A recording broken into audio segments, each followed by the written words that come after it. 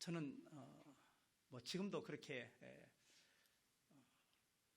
부유하지는 않다고 생각을 합니다. 그래도 그렇다고 가난하다는 생각을 하지는 않습니다. 가난하게 살았던 저희 어린 시절에 명절을 한번 생각해 보면 몇 가지 좋은 점이 있었습니다. 첫 번째가 뭐냐면 맛있는 음식을 먹을 수 있는 것이었습니다. 두 번째는 그래도 명절 되면은 엄마가 일명 때때옷이라 그러죠. 옷 한 벌은 사주었던 기억이 납니다. 세 번째가 제일 중요한데, 세 번째는 공식적으로 이렇게 용돈을 받을 수 있는 기회가 명절이었습니다.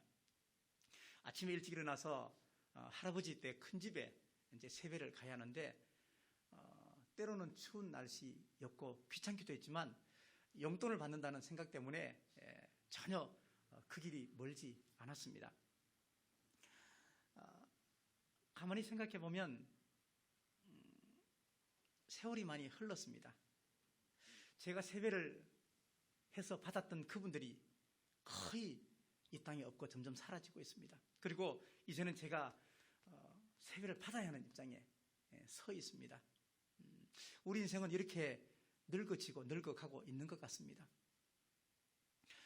솔제니친이 쓴 우화에 이런 이야기가 나옵니다.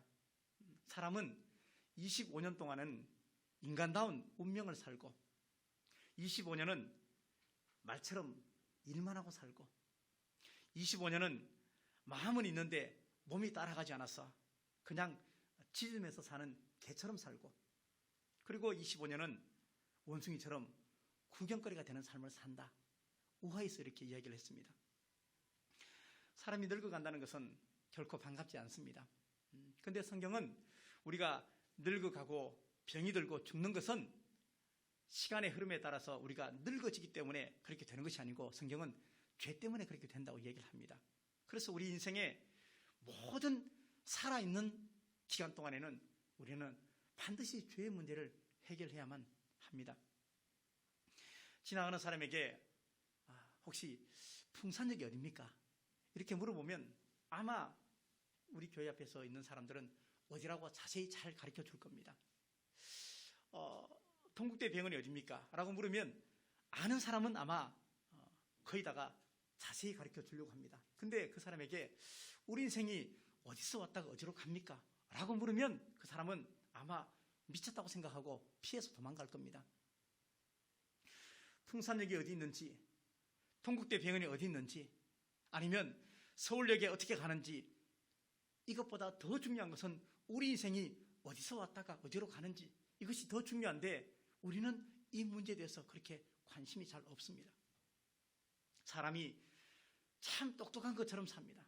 그렇지만 중요한 일에 관심이 없고 매일 열심히 살아도 목적 없이 달려갑니다. 나중에 다 지나고 보면 내가 왜 그렇게 살았지 후회할 것을 알면서도 그렇게 살아가는 사람이 많습니다. 그 이유는 뭐냐면 하나님을 몰라서 그렇습니다. 하나님을 못 만났기 때문에 그렇습니다. 하나님을 정말로 만났으면, 하나님을 정말로 믿으면, 정말로 구원받았다고 생각하면 열심히 사는 것과 함께 중요한 것에 열심인 것과 인생이, 삶의 과정이 결과가 다르다는 얘기입니다. 저는 여러분들이 이전의 삶은 잘 모르겠습니다. 그러나 앞으로의 삶은 하나님을 아는 일에, 그리고 하나님 앞에 더 건강하게 사는 일에 더 관심을 가지는 삶을 살았으면 좋겠다 하는 생각을 하게 됩니다. 돈도 필요하고 직장도 필요하고 집도 필요하지만 우리에게 정말로 필요한 것은 하나님을 깊이 아는 것이고, 여기서부터 모든 것이 다시 시작되는 것입니다. 예수님을 믿는 순간부터 우리는 그 이전의 모든 과거의 삶은 하나님께서 다 덮어주시고 용서해 주시고 다시 시작하는데, 다시 시작하는 삶이 없는 사람은 아직 예수님을 만나지 않았을 가능성이 있다는 얘기입니다. 하나님을 알고 하나님을 고백했다면 모든 것이 바뀝니다. 정말로 내 안에 하나님의 은혜가 가득하면 작은 미물 하나라도, 작은 꽃 한 송이라도 달리 보이게 된다는 얘기죠. 또 우리 신앙생활을 하면서 성경에 수백 번 등장하고 성경의 가장 중심에 있는 내용이 뭐냐면요, 구원입니다. 그래서 어떤 설교를 할까 고민하며 기도하다가 우리가 늘 듣는 구원, 늘 듣는 천국, 늘 듣는 재림, 성천, 부활, 다시 오심, 이런 것에 관한 언어적인 기본적인 정의와 함께 우리가 어떻게 살아야 할지 다시 재점검하자 하는 생각에서 신앙의 기본에서 중심으로 나아가자 해서 오늘은 구원에 대해서 함께 생각해 보려고 하는 것입니다. 하나님을 믿지 않는 사람과 하나님 믿는 사람이 만약에 함께 토론한다, 그러면요 싸움이 끝이 없을 겁니다. 그렇죠? 기독교의 아주 유명한 그런 변증학자라 해도 그렇지 않은 어떤 특정 개인 이름을 밝힐 수 없지만 그분하고 맞짱 토론하자고 얘기했습니다. 끝이 없을 것 같습니다. 초대교회 때부터 예수 그리스도를 믿는 믿음과 그리고 그렇지 않은 삶의 변증에 관한 여러 가지 이야기를 성경에 등장을 시키고 있습니다. 하나님 믿는 사람과 믿지 않는 사람이 함께 토론합니다. 하나님 믿는 사람이 믿지 않는 사람에게 하나님이 없다고 생각하는 사람 한 10명만 데려와 보십시오. 당신이 10명만 데려와 보십시오. 데려올 수 있겠죠.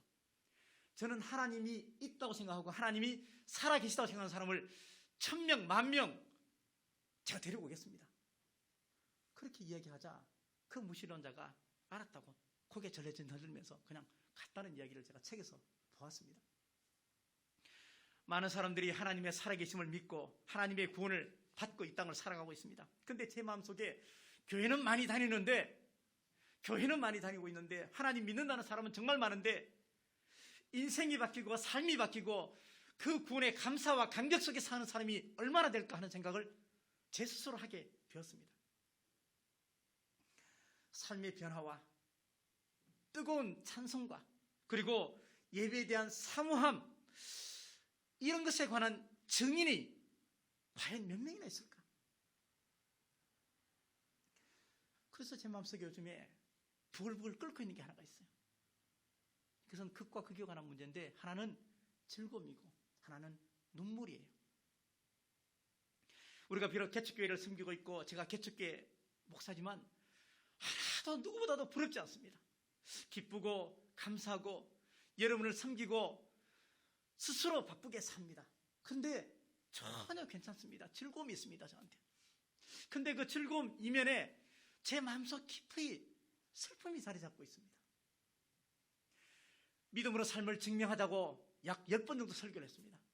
그리고 제 설교의 모든 중심은 뭐냐면 알고 있는 지식을 삶으로 증명하자. 교회 안에서의 믿음의 고백이 삶으로 증명하자. 예수 믿는 참다운 제자가 되자. 이것인데 제 자신을 봐도 그것이 부족하지만 우리 모두가 이 문제에 대해서 간과하지 말고 다시 한번 깊이 성찰해보자 하는 생각이 제 안에 불현듯 들어오면서 그 생각을 하면서 많이 슬픕니다.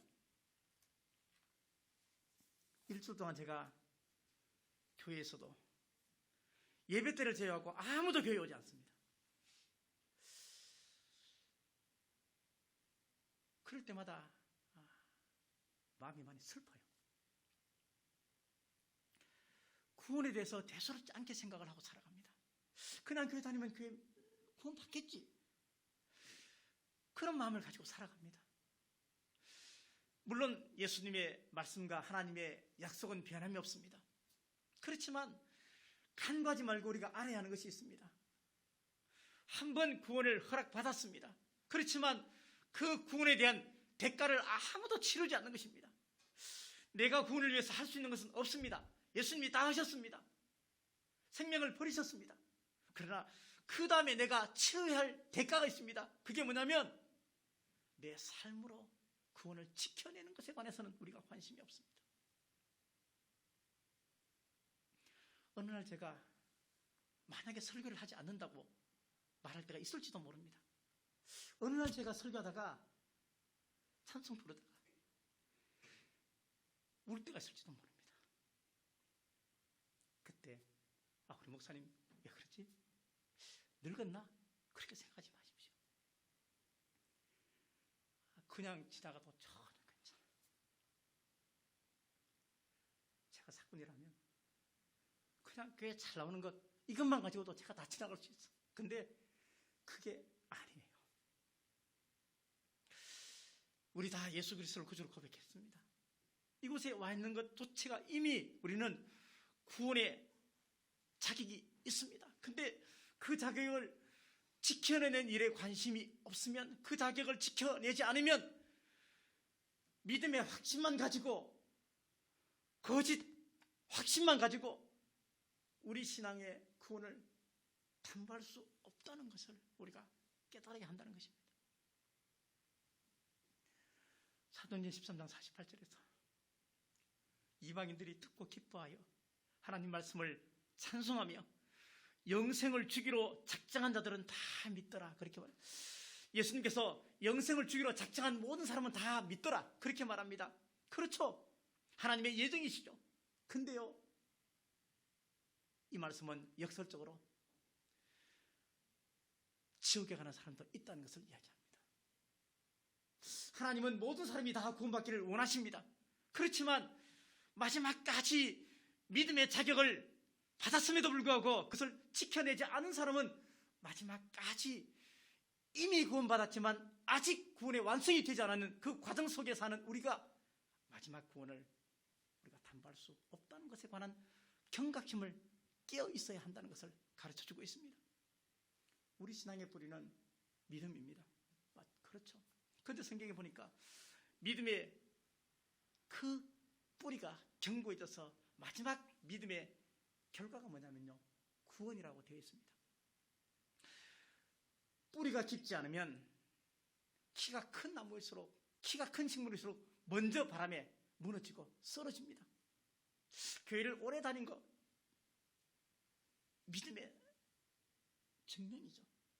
직분을 받고 목사가 된 것, 이거 전부 다 하나님의 은혜죠. 그러나 여기에 우리가 너무 집착하지 마시고, 정말 내 신앙에 깨어있는 신앙인지, 내가 하나님 보시기에 구원받을 수 있는 자격을 내가 가지고 있는지, 그런 것에 관해서 간과하지 마시고 깊이 묵상하시면서 내 안에 믿음을 지켜나가려고 애쓰고 노력하고 하나님의 은혜 안에 살려고 하는 자발적인 헌신의 마음이 내 안에 있는지에 관해서 우리가 다시 한번 깨어 생각해 보아야 하겠다. 구원은 다른 말로 하면 하나님과 화해하는 것입니다. 우리가 인정하든 인정하지 않든 우리는 하나님을 믿지 않는 사람은 하나님과 지금 싸우고 있는 것입니다. 그래서 세상에서 가장 어리석은 사람이 뭐냐면 시편 14편 1절 말씀과 시편 53편 1절 말씀에 똑같이 나와 있는 말씀은 그 마음이 하나님이 없다고 생각하고 사는 사람들이, 마음이 하나님이 없다고 생각하고 사는 사람들, 이 사람은 그리스도 밖에 있는 사람은 당연할 것이고, 그러나 그리스도 안에서 교회를 다니고 있는 사람들 중에서도 하나님이 없다고 생각하고 사는 사람은 여전히 불신자와 똑같다는 것을 이야기하고 있습니다. 내가 예수님을 구주로 고백하는 그 순간부터 우리는 하나님과 싸운 적이 없다고 말하겠지만, 화해한 적이 없다고 말하겠지만 화해가 된 것입니다.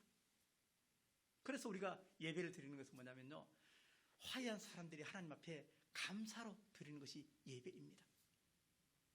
구원이 뭘까요? 롱펠로우 시인이죠. 하찮은 종이에 낙서 하나 있습니다. 끌적끌적 몇 장이었습니다. 몇 글자 적었어요. 근데 롱펠로우가 끌적끌적했던 그 작은 시 하나가 이후에 어마어마한 돈의 가치가 되어지는 것입니다. 이것이 바로 재능이라 그렇게 말하죠. 록펠러는 작은 백지 위에 그냥 자기 이름 서명 하나 했습니다. 그 서명이 100만 달러 이상의 가치가 있습니다. 이것이 뭐냐면요, 결국 자본의 힘이죠. 미국의 정부가 작은 금덩어리 하나 가지고 와서 거기다가 독수리 하나 새겨넣었습니다. 그렇게 새겨넣으면 그게 200달러의 가치가 되는 것입니다. 기술자는 5달러짜리 재료 가져와가지고 50달러의 상품을 만들어냅니다. 기술이죠. 미술가는 5센트짜리 그냥 종이 하나 가져와가지고 그냥 습작 끄적끄적 해갖고 했는데 나중에 그게 1000달러 이상의 아주 큰 값어치가 되어집니다. 그것이 바로 예술이죠. 하나님께서 죄에 쌓여서, 죄에 찌들려서 무가치한 인생을 부르셔서 그리스도의 피로 씻으시고 성령을 주시고 믿음을 주셔서 축복의 새로운 인간으로 다시 거듭나게 하는 것이 뭐냐면요, 구원이에요. 근데 우리는 구원을 선물로 받았죠. 오늘 말씀 4절 9절을 보면요, 광야에서 방황하고 어디로 가야 할지 방향을 찾지 못했을 때, 줄이고 목마르고 답답하고 인생의 방향을 정하지 못했을 때 하나님께 간구하고 기도하면 하나님께서 구원해 주겠다 약속을 하고 있습니다.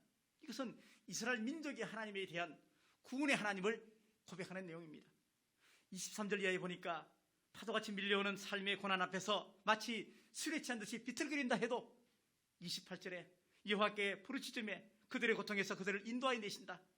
그러면서 광풍을 고요하게 하시고 순풍으로 한국까지 무사히 가게 하신다. 구원의 하나님을 우리에게 소개하고 있습니다. 그러면서 공통적으로 우리에게 오늘 말씀 전체에 흐르는 동일한 한 단어가 있습니다. 한 구절이 있습니다. 여호와의 인자심과 인생에게 행하신 기적으로 말미암아 그를 찬송할지로다 하는 말씀이 8절과 15절과 21절과 31절에 네 번 동일하게 나옵니다. 이 말씀은 우리가 하나님에게 쏙쏙이지 않고 잘해야만 복을 받는다 하는 의미를 뛰어넘습니다. 이 말씀은 하나님에게 순종하면 복받죠. 그러나 순종하지 않는다 해도 하나님께서는 우리에게 반드시 기회를 주신다는 이야기입니다. 부르심의 기회를 주신다는 이야기입니다. 청함의 기회를 주신다는 이야기입니다. 물론 택함 받게 되기까지는 그의 선택이 있습니다. 11절 말씀에 이런 말씀이 있습니다. 하나님의 말씀을 거역하며 지존자의 뜻을 멸시했다고 해도 17절에 죄악의 길을 따라서 악을 범해서 고난을 받는다 해도, 다시 말하면 하나님을 저주하고 하나님을 욕하고 그렇게 하나님에게 침을 받았다 해도 하나님은 사랑의 하나님이기 때문에 기회를 반드시 주신다. 고난 중에 깨닫고 구원을 갈망하면, 기도하면 하나님께서 반드시 기회를 주신다. 하나님은 기회도 주지 않고 무지막지하게 우리 인생을 파탄의 길로 인도하시는 분이 아니다는 것을 가르쳐주고 있습니다. 바울이 좋은 예가 되지 않겠습니까? 바울은 예수님 믿는 사람을 다 잡아 죽이는 사람이었지만 그가 어떻게 예수님의 사도가 될 수 있었겠습니까? 하나님의 구원은 제한도, 제약도, 인정도, 나라도 막힘이 없다는 것을 우리에게 가르쳐줍니다. 하나님은 구원의 하나님이시죠. 그렇지만 우리가 한 가지 기억해야 할 것이 있습니다. 그것은 위험하고 바람이 불고 망하고 병들어도 하나님의 이름을 불러야 한다는 겁니다. 여호와의 이름 앞에 서야 한다는 것을 이야기합니다. 예수 그리스도의 이름 앞에, 믿음 앞에 서야 구원시켜 준다는 이야기입니다. 믿음 앞에, 그분 앞에 서지 않으면 하나님께서 인생들에게 행하시는 기적의 주인공이 내가 될 수 없다는 것을 이야기를 합니다. 하나님이 어떤 분인가? 하나님은, 여기서 우리가 이렇게 생각해 볼 수 있어요. 하나님은 성경의 말씀 보니까 우리의 머리털까지도 다 세신다, 그렇게 했어요. 여러분의 머리털 혹시 몇 개인지 다 아십니까?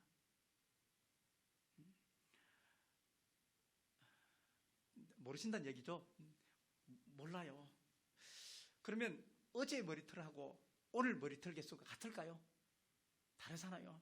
아침에 머리 감으면 머리 많이 털이 빠질 수도 있죠. 근데 하나님께서는요, 우리의 머리털까지 다 세신 바 되는데 75억 명의 인구의 머리털까지 다 세시고 어제의 개수와 오늘 개수, 이러니까 하나님은 모르시는 것이 없다는 것을 우리에게 이렇게 표현하는 겁니다. 하나님의 머리털 개수 다 안다는 거 아니에요. 아실 수도 있죠. 중요한 것은 뭐냐면 하나님께서 모르실 일이 없다는 것이고, 그러면 하나님께서 못하실 일이 없다는 것이고, 하나님께서 이런 분이기 때문에 우리가 그 하나님에게 구해달라고 하면, 그 하나님에게 신실하게 무릎을 꿇으면, 그 하나님에게 온전하게 내 마음에 손을 들고 항복을 하면 하나님은 반드시 구원해 주신다 하는 것입니다. 사람들은 이야기합니다. 기독교는 참 편협한 종교다. 기독교는 독선적이다. 어떻게 예수만 믿어야 구원받는가? 이런 얘기를 참 이야기합니다. 그러나 기독교의 구원의 문은요, 활짝 열려 있습니다. 누구든지 다 구원받을 수 있습니다. 어떤 종교는 그렇게 말합니다. 다음 세상에 어떻게 될지 아무도 모른다, 그렇게 말합니다. 기독교는 알고 있습니다. 우리가 열심히 살아야, 잘 살아야 다음 세상에 잘 산다, 그렇게 이야기를 하면서 그래도 그것도 어떻게 될지 모른다, 그렇게 말합니다. 그러나 기독교는 아주 정확하게 이야기를 합니다. 뭐라고요? 예수 그리스도를 고백하는 사람, 하나님을 정말로 잘 믿는 사람, 이 사람은 구원받을 수 있고, 그리고 천국에 갈 수 있고, 다음 세상에 대해서 기독교만큼 정확한 종교가 없습니다. 그리고 이 땅이 이렇게 혼탁하고 죄악이 뿌리 깊숙하게 내려가지만, 그래도 하나님께서 여전히 이 땅을 노아 때와 같이 멸망시키지 않는 것은 여전히 아직도 구원받을 백성이 있기 때문에, 그리고 단 한 명도 멸망에 빠지지 않도록 하기 위한 하나님의 인내와 사랑 때문에 그렇다는 것입니다. 우리가 잘해서 결코 아닙니다. 내가 그나마 잘해서 하나님께서 나를 여기까지 결코 아니라는 거예요. 그래서 3절 말씀에 보니까 동서남북 각 지방 모든 사람들에게 감사하라, 그렇게 말합니다. 세상에 열방에 있는 모든 사람들은 하나님에게 감사해야 한다. 왜? 누구든지 구원받을 수 있는 이 생명의 길을 주님께서 열어놓으셨고, 그 길을 가는 모든 사람은 땅에서의 현실과 이 땅 다음 세계에서도 하나님께서는 다 열려진 복의 천국에 갈 수 있도록 해놓으셨기 때문에 모든 사람은 감사해야 한다라고 말씀을 하고 있습니다. 무당도 들어갈 수 있고, 살인자도 들어갈 수 있고, 병든 자, 가난한 자, 구원에서 죄든 사람은 한 명도 없어서 로마서 1장 16절에 복음은 모든 믿는 자에게 구원을 주시는 하나님의 능력이라, 그렇게 말씀을 하고 있는 것입니다. 교회를 다니면서, 목사 생활하면서 여러 하나님의 은혜 속에 사는 많은 분들을 제가 목격했습니다. 신앙생활 잘하고 하나님을 경건하게 거룩하게 잘 믿어서 복받은 수많은 사람을 보았습니다. 그 복을 가지고 병에 걸렸는데 나았다, 뭐 이런 복을 말하는 것은 아닙니다. 그런 복을 경험한 사람도 있습니다. 근데 안타깝게 교회 안에 위선자도 참 많은 것을 저는 보았습니다. 어떻게 저 사람이 교회 장로지? 어떻게 저 사람이 교회 다니지?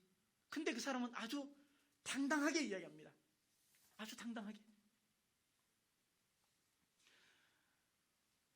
오늘 설교의 목적은 이런 것이 하나가 있습니다. 내가 교회를 오래 다녔습니다. 직분을 받았습니다. 근데 내가 하나님 믿으려고 아무래도 잘 안 돼요. 이런 사람에게 구원의 좌절을 주기 위한 것은 아닙니다. 반대로 나는 하나님의 구원을 받았습니다. 받았기 때문에 나 괜찮아요.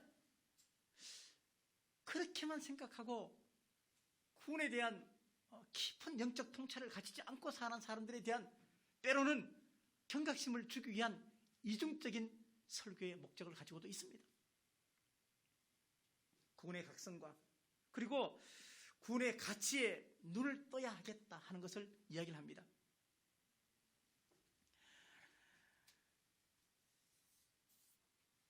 이스라엘 백성이 애굽에서 430년 동안 노예 생활을 했어요. 우리가 일제에 그 38년의 그 일제에 있을 때도 온 나라가 다 무너졌습니다. 그죠? 말부터 이름부터 뭐 종교까지 다 무너졌는데 430년 동안에 이스라엘이 애굽의 압제하에 있었다. 그러면 정말 비참한 상황입니다. 출애굽기 1장에 보니까 노예인 이스라엘 민족이 숫자가 점점 많아지는데, 그러니까 바로 왕이 두려움을 느끼고 아들을 낳으면 다 죽였습니다. 아들은 다 죽였어요.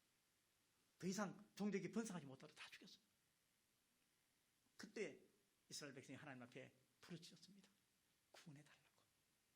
그래서 모세를 통해서 이제 출애굽을 하게 되면서 10가지 재앙을 내리게 됩니다. 그렇지만 10가지 재앙을 통해서 출애굽해서 나왔는데 3일째 마라라는 지방에 다 왔을 때 그때부터 이스라엘 백성은 하나님을 원망합니다.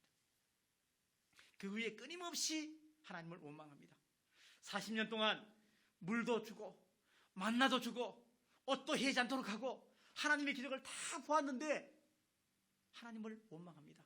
그래서 그 출애굽했던 1세대는 2명을 제외하고 광야에서 다 죽었습니다. 근데 성경을 자세히 보시면 죽었다라고 표현하지 않고 멸망했다라고 되어 있습니다. 멸망했다는 말이 뭐냐면 오늘을 찾아가 보니까 배가 파손했다 그런 뜻입니다. 전복되었다, 뒤집어졌다 이런 이야기입니다. 결국 이들은 뭐냐면요, 천국에 들어가지 못했다는 얘기합니다. 가나안 땅으로 가기 위한 출애굽의 구원은 받았지만 그러나 하나님을 원망하고 불평하고 늘 하나님의 존재에 대해서 의심하고 그래 살았기 때문에 그들은 천국까지 갈 수 없었습니다. 청함을 받았고 구원을 받았다고 믿지만 택함 받은 자격을 우리가 잃어버리지, 만약에 잃어버렸다면 우리의 구원의 문제에 대해서 다시 생각을 해보아야 한다는 것입니다. 그래서 성경에 보니까 너희가 선 줄로 알지만 넘어질까 조심하라 그렇게 말합니다. 우리는 넘어졌다 그렇게 말하면 시험 받았다, 아니면 상처 받았다, 시험 들었다 이렇게 말하지만요, 원어에 보니까 예수에 대해서 등을 돌렸다 하는 것을 이야기합니다. 그리스도인이라면, 우리가 교회를 다닌다면 구원에 대해서 깊이 생각하고 다녀야 됩니다. 그리고 구원에 대해서 천국에 가고 싶은 마음을 늘 가지고 살아야 됩니다. 그냥 교회를 다니면 뭐 되겠지, 결코 그렇지 않습니다. 저는 목사입니다. 목사로서 여러분을 섬기는 것이 너무 좋고 그리고 여러분이 다 귀합니다. 근데 제가 목사를 하면서 만약에 내가 구원받는 일에 만약에 치명적으로 오림이 있다면 저는 목사 안 합니다. 역설적으로 말하면 여러분이 교회 일을 하고 하나님의 일을 하는데 그 일을 하면서 내 구원에 만약에 내가 교회를 하면서 구원 못 받겠다 생각하면 교회를 안 하셔야 돼요. 구원이 더 중요해요. 교회를 하지 말라는 얘기 아니고 제가 목사 안 하겠다는 얘기 아니에요. 그만큼 구원이 중요하다는 것을 이야기를 하는 것입니다.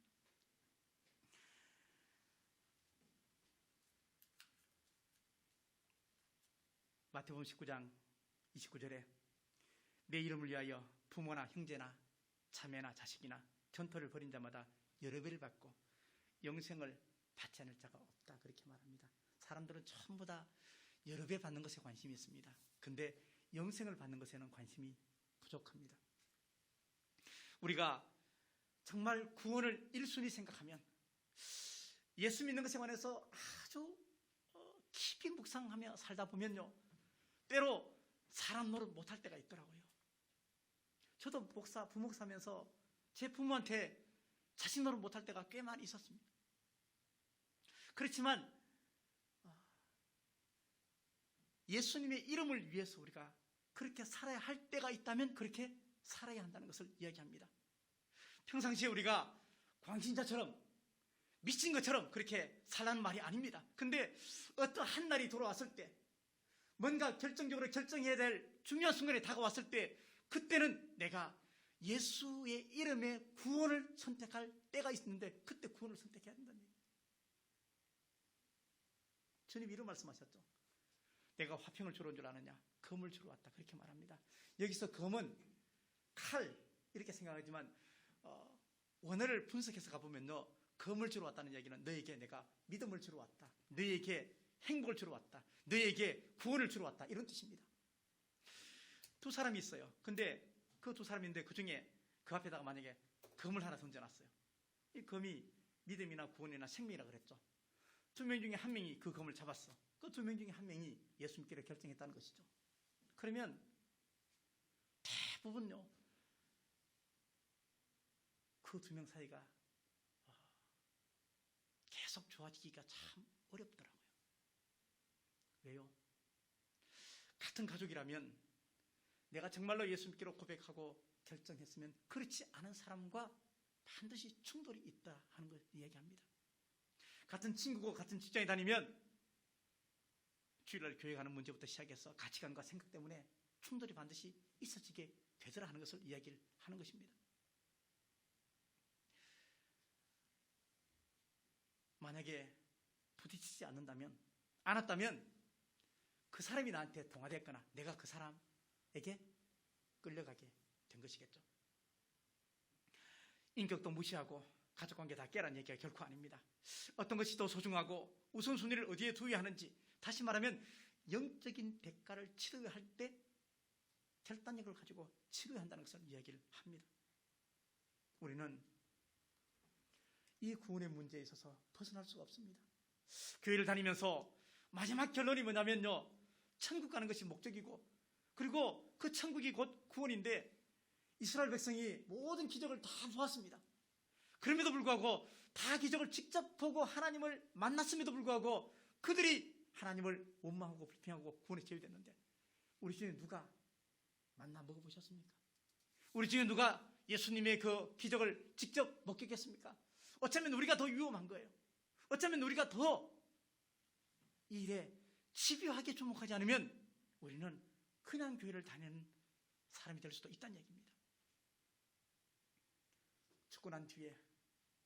우리가 죽고 난 뒤에 예수님께서 우리 앞에 오셔서 아픈 마음을 가지고 너 왜 그때 그렇게 했니? 그때 예수님 붙잡지. 그때 네가 등을 돌이켜 나를 떠나가서 내가 너를 천국으로 데려갈 수 없다, 이런 말을 듣게 된다면 우리의 신앙생활의 의미가 과연 무엇일까 하는 것을 생각해 보는 것입니다. 히브리서 2장 3절 말씀에 우리가 이같이 큰 구원을 등한히 여기면 히브리서 3장 12절 말씀에 살아계신 하나님에게서 떨어질까 조심하라, 그렇게 말씀을 하고 있습니다. 기쁨이 있고 즐거움이 있지만 아직 완전하지 않은 내 믿음, 그렇죠, 우리는 완전하지 않습니다. 근데 이것 가지고 내가 구원받았다고 확신하지 마십시오. 비록 기쁨이 없고 생활이 힘들고 어렵다 해도, 마음이 불안한 것이 있다 해도, 이것 때문에 내가 하나님을 더 많이 붙잡으면 그것이 더 안전한 믿음이 되는 거예요.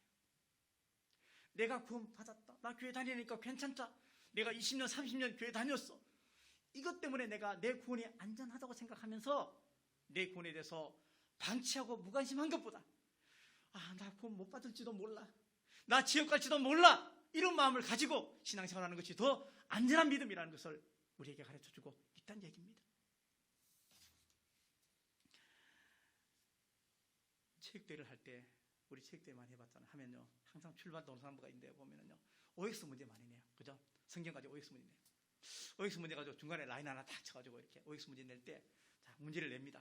내는데 딱 냈어. 많은 사람이 한쪽에 몰리고 적은 사람이 이쪽에 한두 명밖에 없어. 그러면 많은 쪽에 있는 사람들은 와, 안심이다, 이렇게 생각할 수 있어요. 그렇죠? 몇 명 없는 데는요, 저쪽으로 가야 되나 말아야 되나, 이런 생각을 막 하기도 해요. 불안해요. 그렇지만 신앙의 좁은 길을 가면서 불안해하지 마십시오. 넓은 길을 간다고 그것이 안전한 것 결코 아닙니다. 다수가 맞을 확률이 있지만요, 신앙은 다수가 틀릴 확률도 있다는 것을 생각해야만 합니다. 그래서 우리가 그런 퀴즈 경기에 보니까요, 어느 날 보니까 딱 2명만 있는데 100명이 다 떨어지고 2명이 붙는 경우도 있지 않습니까? 신앙의 좁은 길 걸을 때 나 혼자 간다고 생각하지 마십시오. 아니, 어쩌면 혼자 갈지도 모르지만 그러나 하나님이 동행하시고 가다 보면 찔끔찔끔 앞에 누군가도 가고 있는 것을 보게 될 것입니다. 이가 없으면 뭐로 삽니까? 네, 이가 없으면 잇몸으로 삽니다. 저도 이가 없어서 잇몸으로 살고 있습니다. 살만하더라고요. 제가 이발을 하러 이제 가는 곳이 남자 전용 커트 미용실에 갑니다. 근데 가서 미용실에 가서 이제 이발을 하는데 이발사 하시는 분이 머리를 깎는 미용사 분께서 키가 아주 작은 거예요. 그래서 바닥에 머리를 이렇게 올려놓고 이렇게 이발을 하시더라고. 그래도 잘 깎으세요. 근데 그분을 보면서 제가 이런 생각이 들었어요. 우리 인생은 최선이 아니어도 차선이 있다. 우리 삶은요. 예를 들면 술을 먹었으면 내가 몰면 대리기사 부르면 돼요. 우리 건축 일을 하는 분이 있으니까 건축 일을 하다가 만약에 좀 잘못되면 폼이라는 게 있어가지고 이렇게 다 이렇게 마감을 또 잘하면 돼요. 옛날에 가수들 가운데 립싱크 한 가수도 많이 있었습니다. 근데 있잖아요. 구원은 대체할 방법이 없어요. 예수 그리스도 대체해 줄 구원자가 절대 없어요. 절대 없습니다. 우리가 구원을 어떻게 받느냐? 제가 말씀드렸잖아요. 구원은요, 자기 확신 가지고 받는 게 아니에요. 뭐로 받느냐? 자격으로 받는 거예요. 자격. 내가 아무리 구원받았다고 내 스스로 아무리 스스로 인정해도 나한테 자격이 없으면요, 자격이 안 되면 우리는 구원받을 수 없는 거예요. 구원파가 와서 구원받았습니까? 언제 받았습니까? 구원받았다고 하는데 왜 죄책감이 있습니까? 구원받았는데 회개는 왜 하십니까? 그러면 회개하고 죄책감 있으면 여러분은 그러면 의인 아니고 죄인이겠네요. 그럼 구원 못 받은 거예요. 이렇게 막 이야기를 해요. 근데 여기에 전혀 우리가 마음을 쓸 게 없어요. 그럴 때 우리가 되물어야 합니다. 물론 피하십시오. 왜? 그들의 질문에 우리가 말려들기 때문에 피해야 되죠. 그럴 때 저는 그렇게 말합니다. 구원요? 어떤 구원 말씀하시는 겁니까? 어떤 구원? 그렇게 얘기합니다. 주일날 헌금개수를 하는데 계속 하다 보니까 이름도 있고 금액 듣는 안에 돈이 없는 거예요. 자, 우리 가운데 이런 분이 혹시 있을지도 모르겠습니다. 돈이 없는 거예요. 그래서 헌금개수한 분이 보니까 그 교회 안수 집사님이에요. 그래서 그분을 찾아가지고 저기 집사님, 저기 그 봉투에 금액과 이름은 다 있는데 돈이 없어요. 보니까 11조 봉투에서 금액이 작지 않을 것 같다는 것을 알잖아요. 개수하는 분들은. 그렇게 얘기하니까 그 안수 집사님이 무슨 말 하는 거냐고. 분명히 내가 돈을 넣었다고. 그쪽에서 실수한 거 아니냐고. 다시 개수 잘해보라고. 돈 다 맞춰보라고. 그렇게 얘기해요. 뺐는데 혹시 빈 봉투 가지고 그렇게 착각하는 거 아니냐고. 큰 소리를 빵빵 치는 거예요. 더 싸우면 이분이 시험 될 것 같아. 그래가지고 알겠다 하고 그리고 이제 일단 물러났는데 그 안수사님 집에 가서 딱 보니까 응접실에 수표가 딱 있는 거예요. 자기 확신 언제든지 무너질 수 있습니다. 누군가 그런 말 했잖아요. 기억 앞에 겸손하라. 과거에 받은 은혜 우리한테 있습니다. 그렇지만 그것만 가지고 구원받을 수 없습니다. 여전히 우리에게 구원받은 그 자격을 내가 어떻게 지켜내는가, 이것이 정말 중요한데 오늘 시편 107편에서는 우리에게 호소하고 있습니다. 초대하고 있습니다. 하나님을 구하라. 하나님과 친밀하라. 어떤 상황에서도 내가 너를 구원해 줄 텐데 내 이름을 부르라. 내게 가까이 오라. 그렇게 초대하고 있습니다. 봄이 왔습니다. 봄은 보자 하는 말에서 출발했다는 어원이 있습니다. 그렇습니다. 봄이 되면 볼거리가 상당히 많습니다. 여름철 되면 먹을거리가 많습니다. 봄은 보는 계절이죠. 근데 문제만 보면요, 겨울이에요. 문제만 보면. 하나님의 은혜로 보면요, 항상 봄이에요. 그래서 어떤 사람은 봄이 왔지만 여전히 겨울을 사는 사람이 있고, 어떤 사람은 겨울에서도 봄을 사는 사람이 있다는 거예요. 열왕기하 6장 17절 말씀에서 기도하여 이르되 여호와여 원하건대 그의 눈을 열어 보게 하옵소서 하니 여호와께서 그 청년의 눈을 여심해 그가 보니 불말과 불병거가 산에 가득하여 엘리사를 들어 진쳤더라. 그렇게 말을 하고 있습니다. 보셔야 돼요. 뜨이셔야 돼요. 그래야 구원의 즐거움이 내 안에 있으면서 확신과 함께 믿음의 자격을 내가 지키려고 노력하며 살 수 있습니다. 구원은 돈 주고 살 수 없어요. 구원은 과외에서도 얻을 수 있는 것이 결코 아닙니다. 속죄의 복음이 내 안에 아직도 기쁨으로 내가 살아있는가? 사망 권세에 계신 그 주님께서 나와 함께 계시는 것을 내가 믿는가? 주님의 속성은 기쁨이기 때문에 내 안에 기쁨이 있어야 합니다. 이제 마지막 결론으로 중요한 질문 앞에 서게 됩니다. 여러분 구원 받았습니까? 저는 구원 받았을까요? 구원 받은 것을 알 수 있을까요? 솔직하게 구원 받은 것 다 우리 알 수 없습니다. 모르죠. 어떻게 구원을? 구원은 하나님의 주권인데. 근데 어렴풋이 알 것 같지 않습니까?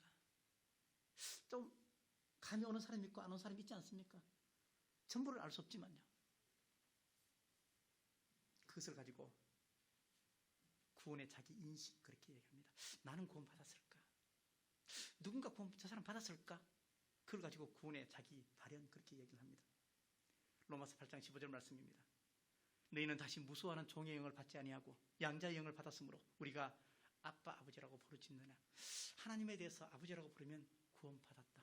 성령이 내 안에 있다. 그렇게 성경이 얘기를 하고 있습니다. 8장 9절입니다. 만일 너희 속에 하나님의 영이 거하시면 너희가 육신에 있지 아니하고 영에 있나니 누구든지 그리스도의 영이 없으면 그리스도의 사람이 아니라 그렇게 말씀을 하고 있습니다. 좀 희미한 확신이어도 내가 좀 희미한 확신이어도 내가 하나님을 정말로 아버지라고 부르는 고백이 성령 안에서 행하는 고백이라면 나는 구원받았다. 내가 누군가가 구원받은 것을 알 수 있을까 없을까? 우리가 정말로 기쁘고 좋은 일이 있으면요 티가 나잖아요. 얼굴이 티가 나잖아요.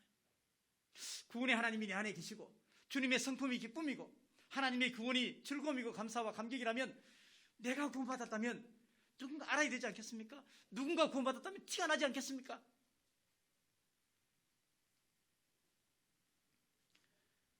빌립보서 4장 3절 말씀에 이렇게 말씀합니다. 또 참으로 나의 멍에를 같이 한 내게 구하노니 복음에 나와 함께 있던 힘쓰던 저 여인들을 돕고 또 클레멘트와 그의 동역자들을 도우라. 그 이름들이 생명책에 있다. 그렇게 말합니다. 아니 바울이 어떻게 이 여인들의 이름이 생명책에 있는 걸 어떻게 알았겠습니까? 바울이 올라가서 몰래 그 생명책을 혼내겠습니까? 아니에요. 그의 삶을 보니까 그의 거룩한 삶을 보니까 그의 착한 행실을 보니까 믿음으로 사는 모습을 보니까 산에 있는 등불이 보여지듯이 그의 삶 속에서 하나님의 자녀라는 것이 보여진다 하는 것입니다. 보여지게끔 살아야 한다는 것을 우리에게 가르쳐주고 있다는 얘기입니다. 교회를 다니면서 욕심이 많고 배타적이고 상처를 주고 과연 구원 받았을까? 사랑하는 성도 여러분, 하나님 앞에 언제나 겸손하게 나의 구원을 늘 생각해 보시면서 겸손하게 사시고 교만한 자가 되지 마셔야 됩니다. 교만한 사람은 아무짝에도 쓸모가 없습니다.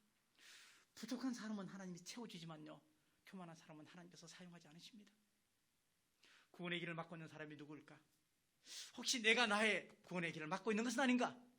생각해 보시면서 인간적으로 겸손하지 말고 영적으로 겸손한 사람이 되고 그리고 겉이 겸손한 것이 아니고 속마음까지도 겸손한 사람이 되고